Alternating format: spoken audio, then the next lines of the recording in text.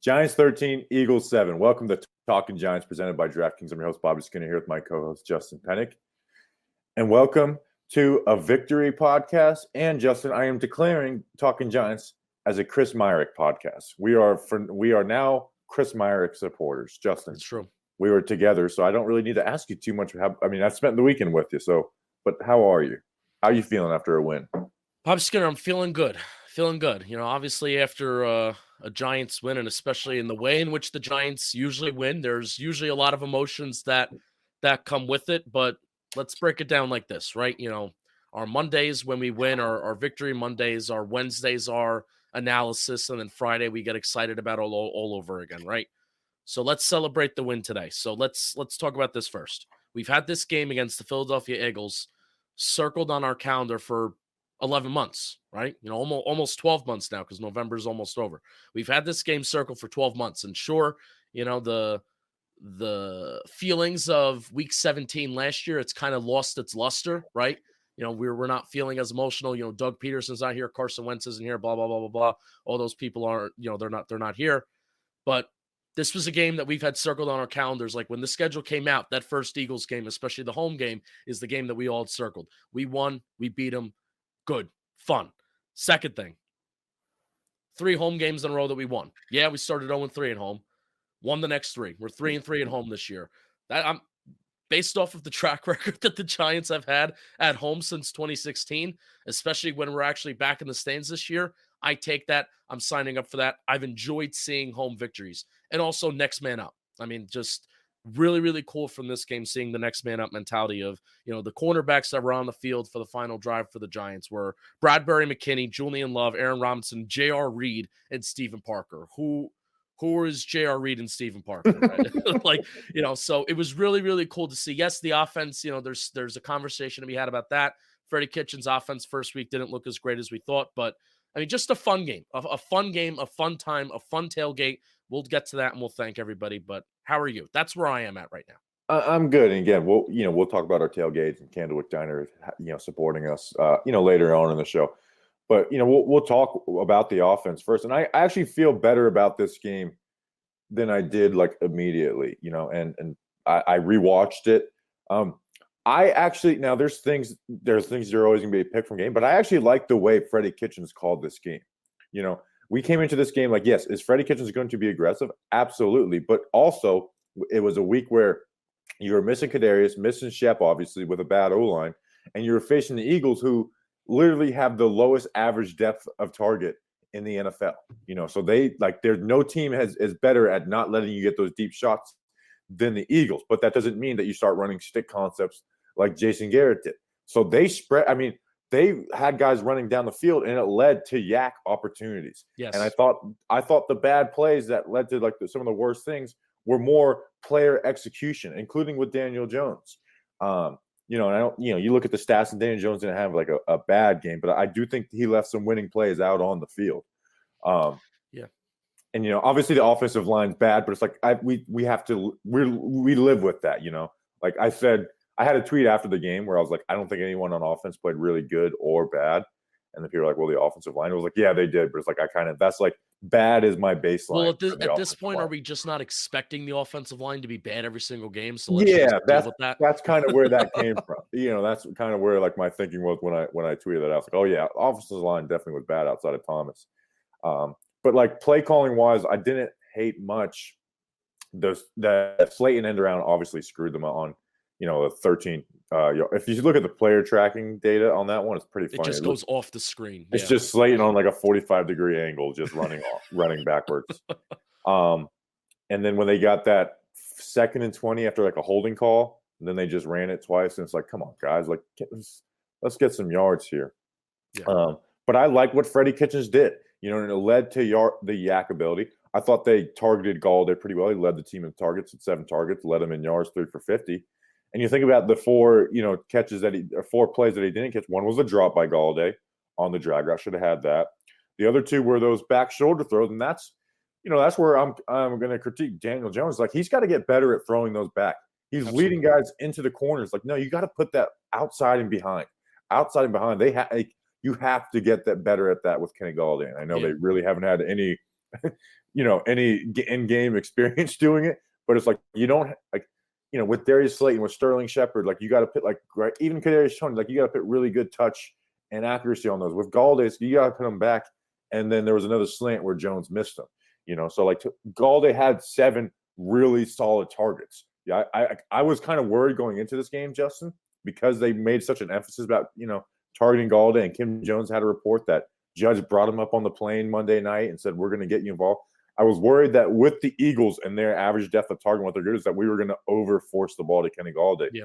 But they didn't do it. I thought this was a good game. I thought this was overall a good offensive game plan. I know the offense didn't score, but I viewed that most of that as player execution. Yeah, and Darius Slay was on him a decent amount too, and you saw from that first drive and that first opportunity in which Golladay got that, which I thought that wasn't a terrible attempt by Jones. That little, back shoulder, that one was better. The second one wasn't. The second one had too much mustard. It had too much velocity on it. It wasn't high enough. Let Kenny Golladay is a big physical guy. Like let him go up and get a football. Maybe not even necessarily just back shoulder all the time, but just let him go up and get that football there on that second opportunity. But that first opportunity, he had Darius Slay all over him, and Darius Slay, he's been having a solid year. Nelson, there was on. He's a corner for Philly who's not very good, number 3.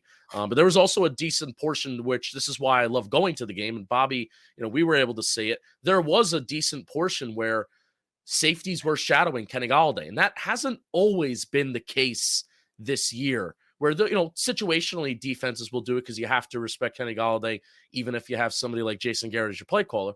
But especially this game, I thought there was a concerted effort on Philly's part of shadowing a safety over to Kenny Golladay on pretty much a consistent basis. And my biggest note from this game, and this is even just watching it live, I didn't even rewatch it, I didn't tweet about it, but my biggest emphasis from this game is, wow, like Darius Slayton did have some yards after the catch opportunities. John Ross had a nice play with yards after the catch. And then there was one John Ross catch where Daniel Jones threw the ball behind him and he fell down immediately. And that could have been possibly another big play where Daniel Jones missed him. So, there's some more. I think Evan Ingram had some opportunities with yards after the catch too. Saquon Barkley, Devontae Booker over the middle of the field. Mm-hmm. I think they're continuing to find something in those little running back dump offs like we've talked about before. So, that's something that was missing from this Garrett offense is yards after the catch. So 13 points is nothing spectacular. I'm not, convinced either way. I really don't feel like I learned anything new about, whether it's Jones, we talked about evaluation, right? I don't really feel like I learned anything new about Jones or Kitchens or Judge this game, but it was nice to see yards after the catch. I still got to see those points though. And we got 6 games to do that.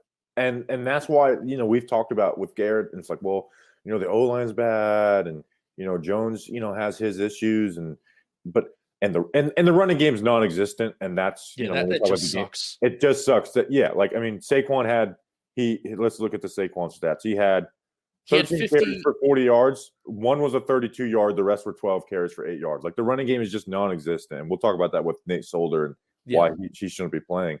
He had 53. Saquon had 53 total scrimmage yards, and 30 something of them came on one play. I don't even put usually sometimes we're tough on Saquon. I'm not even no, it's the offensive line. I kind of put my hands up and I shrug at this point. If you ask me what kind of game Saquon had, it's like I can't. There was nothing that I saw. It's like, damn, Saquon missed that. I'm glad he had the big explosive play. I mean that's what he can do, So yeah. So again, there's the offensive line's bad. We talked about Daniel Jones missing some plays today. So is this a good offensive game? No, but this is kind of what I've been looking for play calling wise. And you talk about you got there was times where Daniel Jones was hitting guys on drag routes, which is that some deep play? No, but they had guys downfield, and not only were they open on the drag because guys are in the cover downfield, but they had yak opportunities, which, we talk about how bad the Giants have been at yak under the Jason Garrett era. Want to hear something funny? Now, I know the Eagles had 4 turnovers today, and that plays a huge part in the stat whenever you turn the ball all over so often, right? But Eagles had over 200 yards rushing. Giants could not run the ball to save their life. They still won the time of possession battle by 5 minutes, which if you just look at the eye test, you're thinking to yourself, there's no way in hell the Giants won this time possession, because it felt like the Eagles just had the ball so often. but that's not the case. Which Yeah. that is clearly And the defense something won this game, but we just talked they about did. offense first, and offense is quite frankly more important, especially since there was a change made this week, where if there wasn't a change made this week, we might have just kicked it off with the defense. And, the defense balled out, obviously, 7 points, 4 turnovers.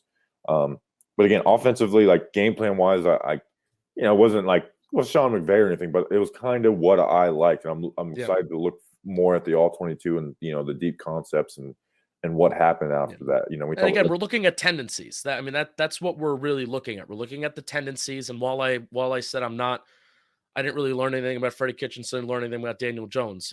We did say that we're looking for tendencies, and really, here's the main. I learned a little bit about Freddie though. What I liked is that yes, do the Eagles stop you from getting those big plays? Yes, but it didn't stop him from running deep concepts and allowing Jones to get down to the shorter routes on those deep concepts for yak opportunities. And the offensive line was bad. Like the offensive line was bad in this game, just like it's been bad in most games this season, but that didn't prevent Freddie Kitchens from running those deep concepts. And Daniel Jones's average in depth of target, his intended air yards, was only like 5.7. So it was not anything spectacular. Yeah. But you don't need to, just because you run those deep concepts, and Bobby's point for 2 years now is those deep concepts, they do open up stuff underneath. They open up yards after the catch, and that's exactly what you got from this game. So it was nothing spectacular, nothing awesome from this offense this game, but I will give them credit with this. They made one trip to the red zone, at least inside the 10-yard line, right? I think the first field goal was inside the 20-yard line. But, they made one trip to the red zone, inside the 10-yard line, inside the 5, and they made it count and they scored. So, and that's, ultimately that's the difference in this game. Chris Myrick podcast. So yeah, Can we talk about that catch before we move on to something else? Yeah, that was ridiculous. It's bananas. Like it's funny because he caught it, but it was like just catch it. I don't know how he caught it. I don't know how it didn't. Or no, I don't. Let's just say this. He snuck that hand under last second. I don't know how it didn't hit the ground. Like, how is that not physically impossible? Last second, he just scooped that hand under there. Because he technically didn't catch it, I guess. We've been the biggest supporters of Chris Myrick. No one can doubt that. Better than Evan Ingram? We there yet? I'm just saying we're the biggest supporters. I don't think but we've been supporting Chris Myrick. In fact, maybe I should do a Twitter search and see how many times. When was the first time I tweeted about Chris Myrick? I haven't tweeted about him at all. I'm a bad guy. I remember when he went on. I remember we talked about how his Pro Football Reference page is funny because he kept on getting elevated and protected by the Dolphins last year. Yes, that's this guy, huh? Yeah. So Jake Hosman, the other practice squad tight end, sucks to be you, my man, because Chris Myrick he's higher than you. He's the man. So.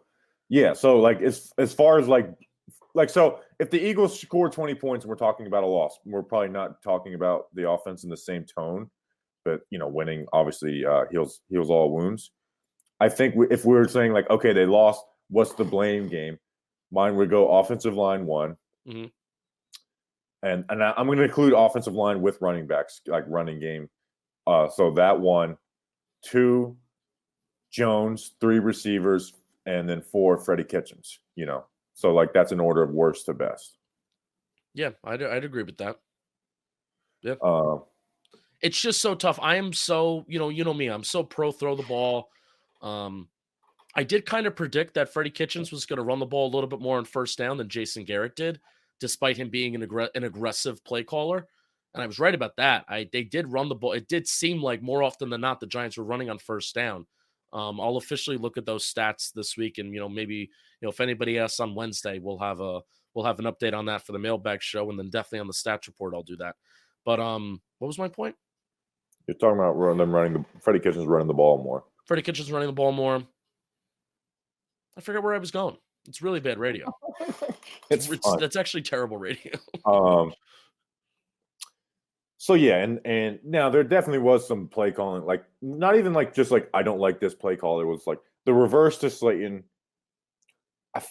I guess hindsight's 20/20 on that, but that just was okay, they scored a touchdown, they got a stop, they got the ball back, and it was okay, well, we just ruined the drive. No, I hate how that play reminded me of I think we forced a turnover against the Falcons week 3. And the first play that we got after we got the ball was like the same play to Kadarius Toney, and it wound up in a 7-yard loss. And I felt like I was in deja vu. Like I felt like it was in the same exact spot. You're thinking of when we had the Slayton deep pass versus Denver, and then they did that to Toney. There was one other instance this year where the Giants forced a turnover on the defensive side of the ball. And then the first play that they got the ball back on the offense side of the ball, they ran some sort of reverse to a wide receiver, and then it ruined the drive, and then it just stopped. Yeah, that sucked. And then there was a 3rd and 2, Matt Skura false start, which put him in 3rd and 7. Yeah. And you can just still convert it on 3rd and 7, but it's obviously a big difference than 3rd and 2. Offensive line wise, Thomas played well. He got the holding penalty, but other than that, he played fine. There was one play where he got beat bad, and there should have been a holding call where he grabbed the guy around his neck. But rather than that, didn't see anything noteworthy. Nate Solder nukes this offense at times, man. He does. Like in the running game, as you know, there was another 1st and 10 run where just Nate Solder just gets totally beat inside by Fletcher Cox, and now we have 2nd and 14.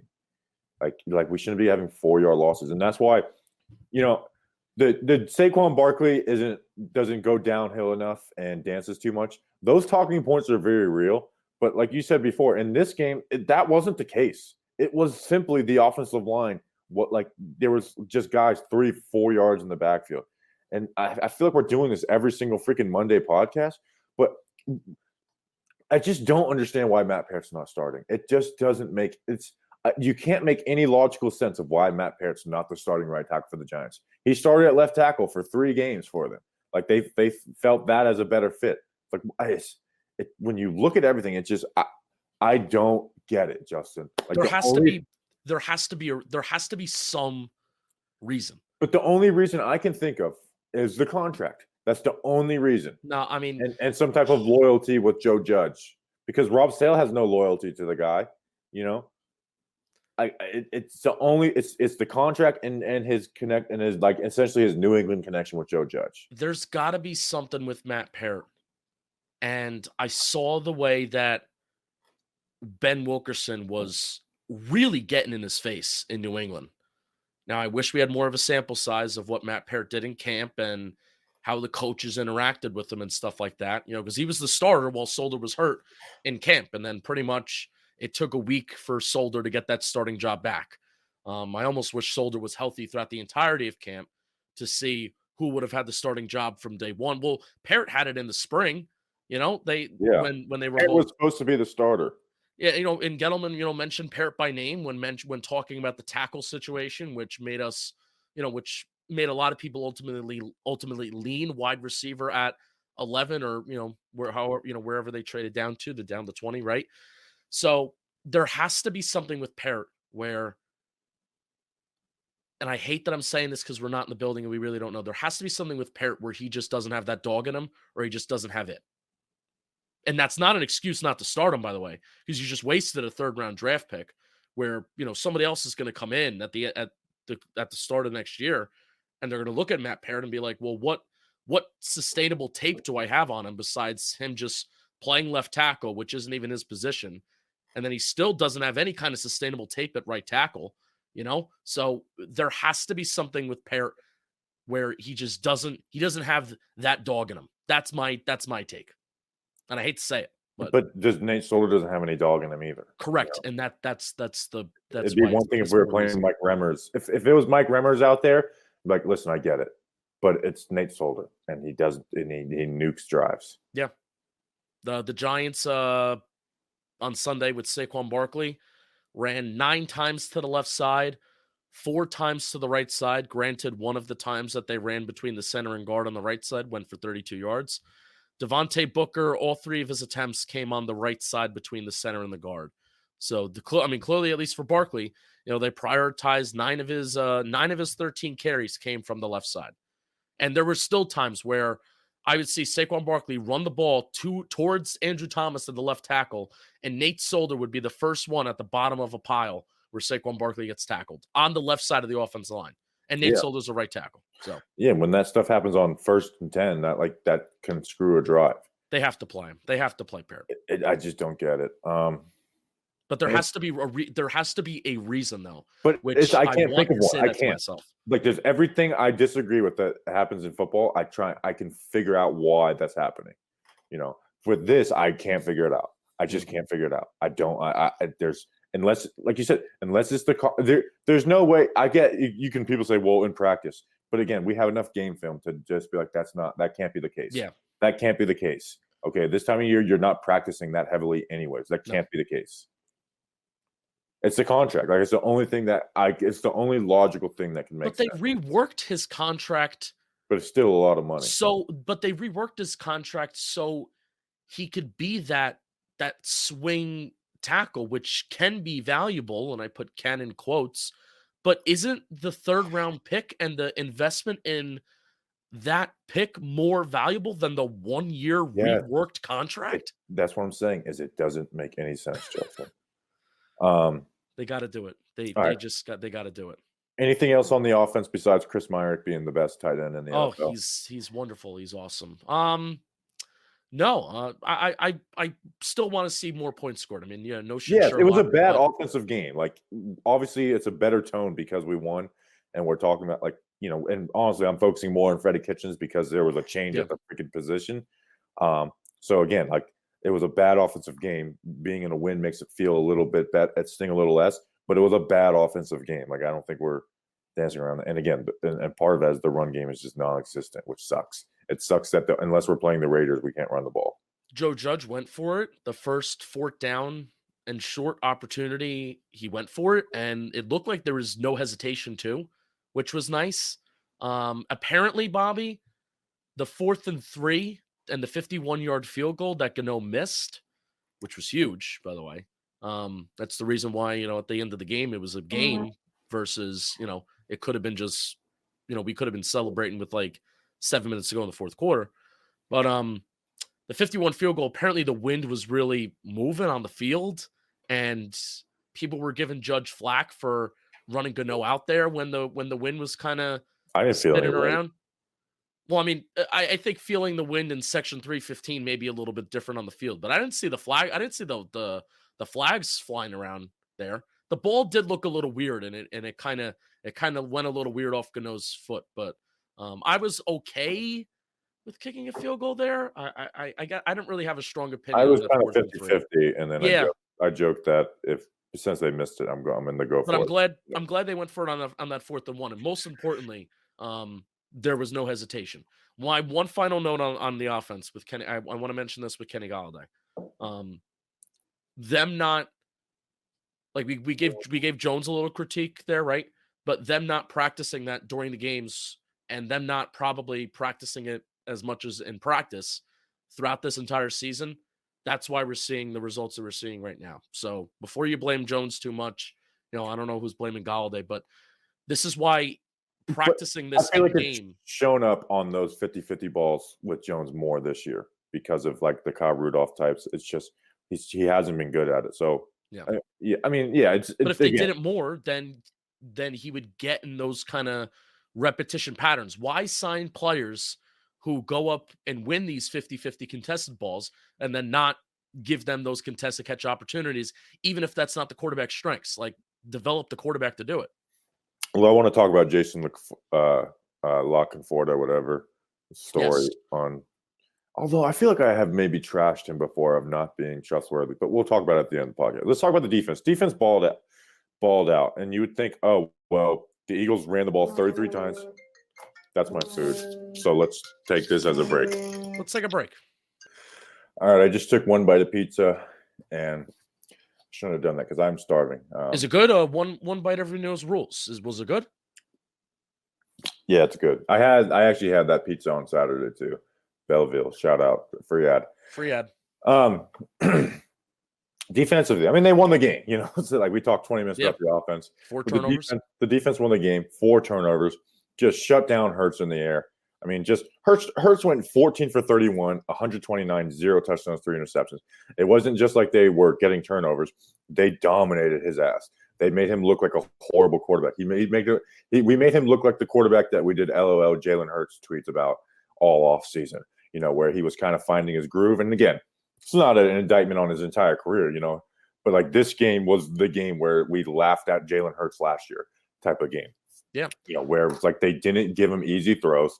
They gave him all types of different looks, and he was confused. And when he got confused, he threw bad passes, one to Darnay, and the one to Tate Crowder was unbelievably dumb. But it was like, that's what ended up happening. And then the McKinney is just becoming like a really good player now, where in the beginning of the season he was struggling. So, they won this game and they gave up 200 yards rushing. Yeah, I was on the phone with my father and, kind of putting in retrospect, this game and what this game means, and also how much the game of football has changed. Even from when I grew up, like I'm talking like, I started watching football in 2005. Like think of how much the game has changed even from 2005. Bobby, 20 years ago, you run for 200 yards, you win the game. You win the game and you win it handedly. And there is no doubt about that. There is zero doubt. And not only do you win the game, you also win time of possession, which usually I'm not a big guy that talks about time of possession. But this game, I just found it to be so strange that the eye test says that Philly runs for 200 yards and they sustain drives a lot better than the Giants do, yet that they lost time possession by 4 or 5 minutes. And that's not a incredibly wide margin, but it's a wide enough to make your eyes pop a little bit. So, and this is also an Eagle offense where on Friday's show, if you go back and listen to our preview show, we're giving them credit, and we're giving the Eagle offense credit where credit is due with what they have been able to do with scoring points. They have been running the ball well, and they did run the ball well against the Giants, but part of your identity as a rushing team is you got to finish drives, and they did not finish drives, and the Giants know all about not being able to finish drives. And, again, Patrick Graham shows the dichotomy between the offense's mentality, right, of we're going to allow a ton of yards, we're going to allow a shit ton of yards, but in the opportunities in which we have to clamp down and the opportunities in which we have to make a play, we're going to make a play. So I feel good about, Graham and, at least his, the game plan that went down in the passing game, and then also feel awesome about young players. Like it wasn't just Bradbury, Adoree Jackson, Reggie Ragland that made a play. It was Aaron Robinson, Darnay Holmes, Xavier McKinney, all these guys coming in and making some key plays. Tate Crowder, I thought, had a pretty solid game. Good giant factor on my end. All these guys coming in and, having solid games, young guys that have gotten some criticism in the past, especially Xavier McKinney, and they balled out this game. So I love it. Yeah, I feel like I was one of the more critical people on Xavier McKinney earlier. Yeah, we were. Yeah. And, it wasn't based off of nothing, but he's become much more aggressive. Like he's become much more aggressive reading things. I'm like, he could turn into a really good player, man. Right now he's playing as a really good player. He was, some people looked at him as a first round safety. So yeah. I'm without really Logan Ryan too. This was without Logan Ryan, the captain of that defense. And Adoree went down too. And Adoree and Darnay Holmes. Adoree and Darnay Holmes went down, and then you had J.R. Reed and again J.R. Reed and Stephen Parker were out there. I think Stephen Parker, he was playing out. So here, I think here's how the progression of the game went in terms of where guys lined up, and we may have to correct this on Wednesday, but Bradbury, Adoree Jackson, and then Darnay Holmes and Aaron Robinson were going in the slot. Then Adoree Jackson comes out. Then you had Aaron Robinson and Darnay Holmes were alternating between outside and slot corner, right? And then Jackson comes out permanently. Well, we already said Jackson comes out permanently. Jackson comes out permanently. Darnay Holmes goes out. And then I think that's when Stephen Parker comes in. He's also playing outside. And then also you had Julian Love and Aaron Robinson swapping out in slot corner as well. So Julian Love is getting involved in the corner action too, and that's where J.R. Reed comes in at the other safety spot. I think I covered all the bases there. Yeah, basically. By the end of the game, it was essentially Aaron Robinson on the outside and Julian Love in the slot. And here's something I'm going to say, and cornerback is probably my weakest position of judging it. Yeah. I think Aaron Robinson is going to be good, man. I really do. Like when we talked about Darnay Holmes, I feel like we talked about Darnay and like, hey, he's not bad. We've had bad nickel corner play. Like Darnay is a competent player. He knows how to play zone, so he's not going to make big mistakes. And he can make a play like an interception that he had today. With Aaron Robinson, I feel like this dude presses up on dudes. He plays man coverage. He's physical. And, he had a big pass given up on him today. But it's like, I feel like this guy's going to – I feel like he might end up being a really good corner. Like not just like a solid corner for a third-round pick. Like a really good corner. And I hope I'm not overreacting. But it's just when I watch him play, and it's like he just plays with confidence. Like he is aggressive. He doesn't play with any fear. And you see that, and he plays well in the run game too. Like I just feel like he's going to be good. I really do. If you talk about anybody from that, I almost actually no. I was going to say I almost feel better about him than Ojulari, but I don't want to go that far. Yeah, no, but having especially a slot corner that can really clamp down, and especially if Aaron Robinson fits more of the strengths of Patrick Graham, I mean, that's huge. Anytime that we've seen Aaron Robinson targeted, he's been running right with wide receivers versus Darnay Holmes is usually a guy that comes up and makes a play, right? Because they don't really trust Darnay Holmes in man coverage. So he's kind of playing back, and then he comes up and he makes the play, and he has to come up and make a tackle versus Aaron Robinson, where you saw in the Xavier McKinney interception, Aaron Robinson was the guy that was trailing right behind that wide receiver. Robinson doesn't fall down, unlike James Bradbury, and McKinney, picks it off and, finishes that play. And Robinson had good coverage to begin with. And even on that play where, one of the Eagles wide receivers, it wasn't Arcega White, I think it was Rager, when Rager kind of mossed him a little bit. I mean, Robinson was still there. Like, it wasn't just a totally blown coverage. He just got like, hey, I consider that like a welcome to the NFL moment of like, you got mossed. And that's going to happen at times, but he was there, and he was playing man coverage and he was playing tight. So good for Aaron Robinson, another guy young guy, rookie. They're, clearly they got to play him now with some injuries, and he's showing out a little bit. So cool. Devontae Smith only outgained Kadarius Toney by 22 yards. Yeah, 2 catches, 2 out of 4 targets. I think 22 yards. Yep, 22 yards. And Adoree Jackson was on him to start the game when he had his biggest catch of the game. But then Adoree Jackson goes out, and I think James Bradbury was on him for most of the majority of the rest of the game. I know Bradbury, while Jackson was healthy, I think he was on whoever the tight end is. Goddard now? Goddard's still here? Goddard, the guy I punched in the face. Yes, you did punch him in the face. What state North Dakota? Yeah, North Dakota. What was he doing in North Dakota? Getting his ass beat. So I know Bradbury was on Goddard for a little bit while Jackson was healthy, but I think Jackson goes down and you had Bradbury on Devonta Smith and clamped him. I mean, just clamped him down. I barely made a peep in the entire second half, and I think that was Bradbury. So kudos to Bradbury. And Graham was, coming into this game, because the Giants have kind of had an identity of a defense as like the too high looks, and they did some of that today. Like we kind of challenged. I hate. Well, when we previewed the defense, it's like this shouldn't be a game where you kind of stick to your identity. Like you should be blitzing, you should be bringing the safety down, you should be like you should be kind of like making Jalen Hurts beat you, and that's what. Well, I mean, let's talk about this too, because I mean they did all that and they still couldn't stop the run for a lick. Now, obviously, go ahead. Here's something I would like. I would like Leonard Williams and Dexter Lawrence to make extraordinary plays in the run. Yeah, they're not making them. They didn't do that. No, I mean Dexter Lawrence did have the fumble. He forced the fumble, but yeah, but that's 7 yards down the field. Yeah.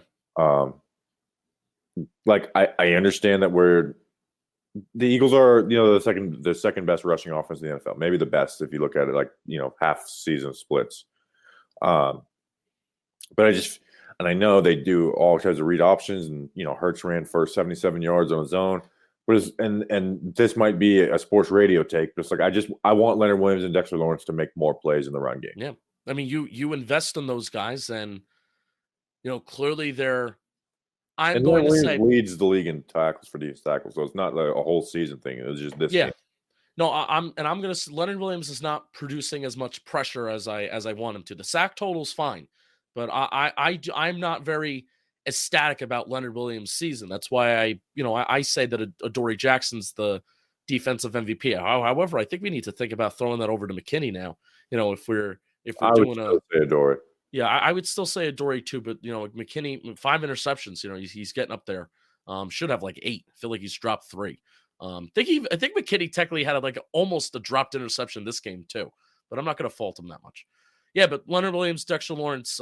You invest a lot in this interior defensive line, and they obviously should be better. And this just showcases the value of Blake Martinez. I think it does again and again and again. You see it every week where teams. I feel like the Eagles still at certain points they should have run the ball more because they were averaging like their yards per attempt on the ground was like they were throwing the ball, which is wild. Yeah, I mean, 8 yards per attempt or something like that. Yeah, at the end of the day, they almost averaged 6 yards per carry. Boston Scott, now he fumbled at the end because he's a loser. Poetic justice. It is crazy how he just he has 11 career touchdowns, 7 of them versus the Giants. It's crazy, and he played well. Like He did play well. It's great. I don't get it, dude. What He blew Aaron Robinson, but I think before he scored the touchdown, he had a touchdown that got called back.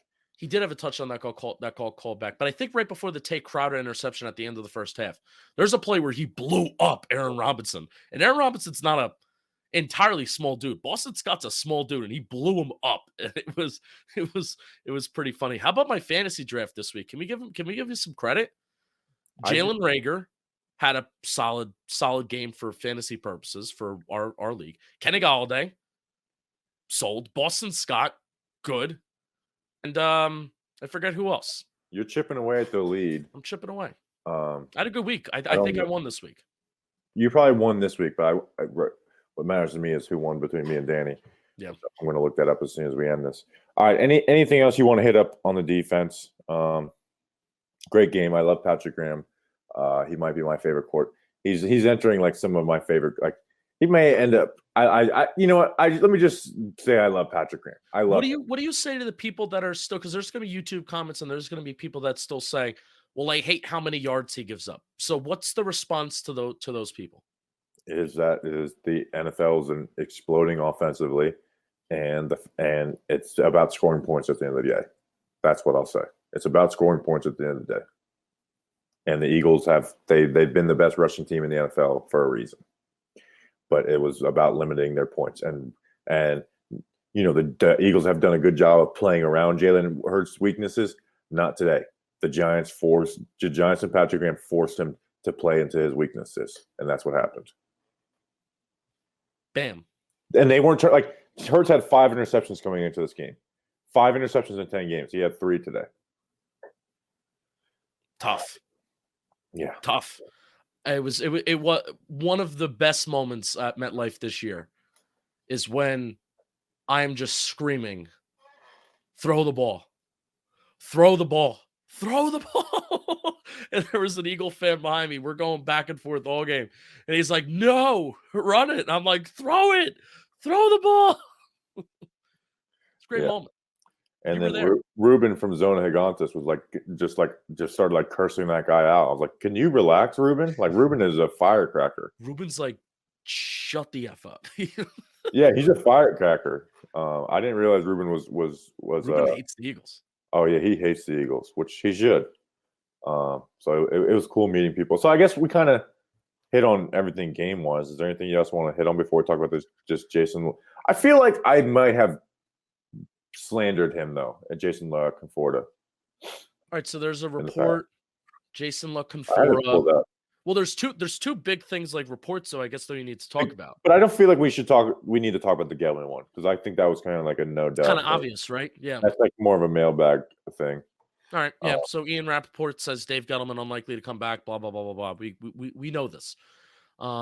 Jason Conforta, on the other hand, from CBS Sports, comes out and says, or reports. Basically, Joe Judge hasn't liked Jason Garrett since November, since November of 2020. Yeah, November of 2020. And that he didn't want him back to start this year. And that ownership liked him, which is like, oh my God, John Myrick, like so frustrating. And Freddie Kitchens is kind of like on the opposite end. Like, Freddie Kitchens from, like it talked about in the article, it comes from like the Bruce Arians like school of like no risk it, no biscuit. Yep. It's just it seems like John Mayer screwed it up again. Yeah. And it's not even a defensive judge, but it's like how if Joe Judge wanted Garrett gone, why wasn't he gone? And part of me kind of will push back on the article. It's like, well, why is this coming out now? Why are we just finding out about this now? So I don't know what to think of it. I'm not going to give any huge takeaways from it, but it's just like this should have happened a long time ago. We need people that are very, very good at finding other reporters' previous stories that they try to like speculate on stuff. Because are they just trying to like just use Garrett?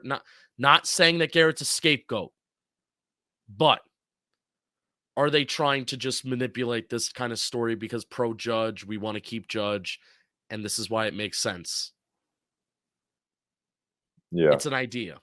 That's what makes me want to push back on it is like, why is this all coming out afterwards? Could this be, them doing mop up duty and being like, oh, well, Judge never liked him.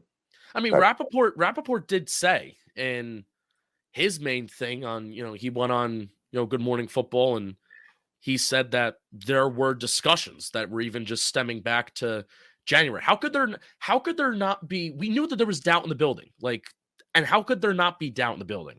Like, obviously, why is this only coming out now? There had to be doubt in the building, right? Like, why wouldn't there be? How could there not be? Right. So maybe Judge was one of them. I don't know. I would think really he was, but well, anyways, maybe that's more of a mailbag topic. But first, we got to thank Candlewick Diner. They showed up. We had an awesome tailgate, and we didn't, give you guys a much prep, but we got a good show up. They had amazing food. It was just a good time. Like it was a good time meeting everyone out there. Like we got to meet you. It was awesome. And if you didn't get to meet you, I hope you had FOMO and come to the next thing that we do, because it really is fun coming out there and meeting everyone and eating and drinking and having a good time. Yeah, it was a ton of fun. And L17, Candlewick Diner showed up. Thank you to Manny. Thank you to Bill from John Boy Media. It was a lot of fun. I mean, we got a ton of compliments on the food. There was a ton of people that came by. Very, very excited. Very big day for, us as a community, us as a show. I'm very, very thankful. Really, I almost, when I was on my way home, I dropped you off at the hotel, and then I drove myself home. I wasn't even thinking about the game. I was like, well, how am I going to talk about the game? Because I was just thinking about just like how thankful I am, and everything went perfectly. Wasn't too cold. Snacks was a big help. His brother Anthony was a big help. I didn't realize how crazy Snacks got for games. He's nuts. We met at Fan Fest, and he was like a fun guy, and at games I don't want to be around him. He's insane. No, I'm around him. I thought it was more of an act. He's like actually a mad. No. God, why would you ever say he's insulted now that you just said that you thought it was an act? Well, it's like when I'm talking with Snacks, it's like it's a good conversation. But when he goes into Giants actual game mode, it's a different animal. Yeah. Like all the stuff that we talk about on Bleeding Blue about him getting thrown out and him cursing out Tiki Barber's wife and him running after Jerry Jones after he blows everybody a kiss, and security has to hold him back from running after Jerry Jones's van. Like those stories are real. And, we said on the YouTube live stream, he got thrown out 10 times from MetLife. That is true. That is not an exaggeration. He's technically not allowed to be at MetLife Stadium. Yeah, he's a madman. But I'm surprised he made it out today.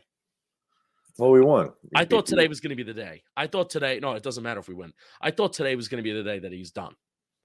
Yeah. But Candlewick Diner again. I want to give one more shout out to Candlewick Diner. What I would like everybody to do is I will put the link in the description of, YouTube, podcast, whatever. We need 5-star ratings on Yelp for the Candlewick Diner. That's what we need. Candle, common spelling, and then Wick, WYCK.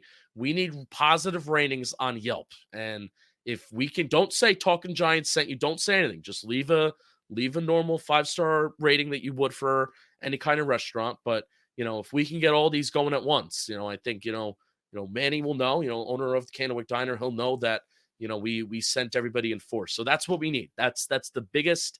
If you want to thank Candlewick Diner, or, even if you didn't go and you just want to support us, because I think, as the years go on and as we grow at Talking Giants and, as we do more events, because we want to do more of this stuff in the future, I want Candlewick Diner to work with us like forever because they're awesome. Manny's a really cool guy. And I go there often, and we had a little bit of a relationship even before we had this like partnership. So I want Candlewick Diner to be doing this with us for a long time. So go give the 5 stars on Yelp, and thank you again to everybody that came by. It was one of the best Giants games that I've ever been to, like ever. So thank you. Yeah, it was fun. Do you want to?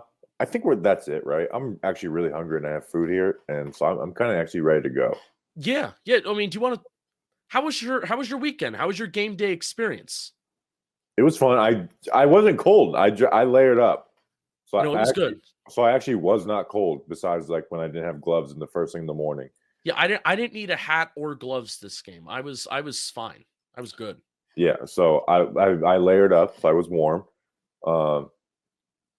It was fun meeting people. Yeah, I mean it was a good experience. It was fun. All right, so you sat. It was kind of a boring weekend overall, though. We didn't go do much. No. I went to a sports book, not DraftKings, because DraftKings is the best. I went to another sports book, and I thought it was gonna be like a Buffalo Wild Wings with gambling, and it's like, oh no, the sports books are like really greasy. Yeah, and the FanDuel by the Meadowlands racetrack, the horse track, is not fun. No, it's just a greasy place. I will never go back there. What did you think of my seats? They're high. We had an opportunity to get club seats, and Justin said no. I mean, Bobby, because here's the thing: if we didn't record the day of, then I would go to the club seats with. Should we say who? I mean, LPG Joe. Yeah, I would have went.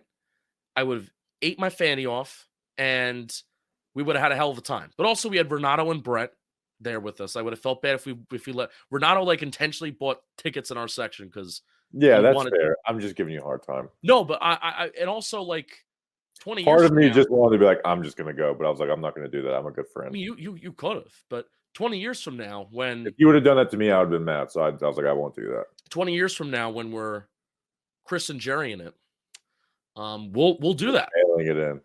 Yeah, when we're mailing it in, 20 years from now, I'll be 40 and you'll be 50. When we're mailing it in, that's what we'll do. We'll eat our tail off, but we're grinding right now. I am so like anal about watching the game from, I said it, watching the game from section 315, my spot. Anytime somebody asked me to come down low, I said anal and come down low in the same minute. Anybody sometimes asks me to come sit down in like section 100s. I can't do it. I freak out. I'm like, nope, I need to stay in my all 22 view. I feel like I can watch the game better from there than on TV anywhere. I need to stay in my spot. Yeah, it was a good spot to watch the game, and we saw everything, so it was a good spot. Wait, the funniest moment. I'm sorry, I'm talking. Like people are horrible at standing up at the wrong times. Oh yes, like, go to the concessions in the bathrooms. They were all Eagle fans, by the way. I'm cursing at the end of the show. All fucking Eagle fans. That pissed me off so much. They all got up at the beginning of a play. It's like, sit down. It is have some sort of awareness. That pissed me off. What was the funniest moment of the game? Do you remember when there was a Philadelphia Eagle defensive lineman that jumped offside and Billy Price didn't snap the ball, and at the same time we screamed, snap the fucking ball, and it was the first drive of the game? Yeah. It's so annoying. Because we were the only ones that yelled it, which that's like my specialty, is I'm the only one that yells those things at Giants games. So, yeah, it was definitely a good time. I liked your sheets. I don't mind being high. All 22. Yeah, I don't need to watch all 22 because I watch it every Sunday. So very true. Very true. All right, let's end this show. We'll be back on Wednesday for our mailbag. We're finally back on our normal schedule for the rest of the year. No more Monday night games. No more Thursday night. No more bye weeks. We're on Monday, Wednesday, Friday for the rest of the year on out. So we appreciate you guys. We're going 9-8. Chris Myrick is the greatest tight end of all time. Shout out Chris Myrick. I was calling you Chris Myrick before today. Now it's Chris Myrick. We appreciate you guys. We'll see you on Wednesday. Until then, let's go Big Blue.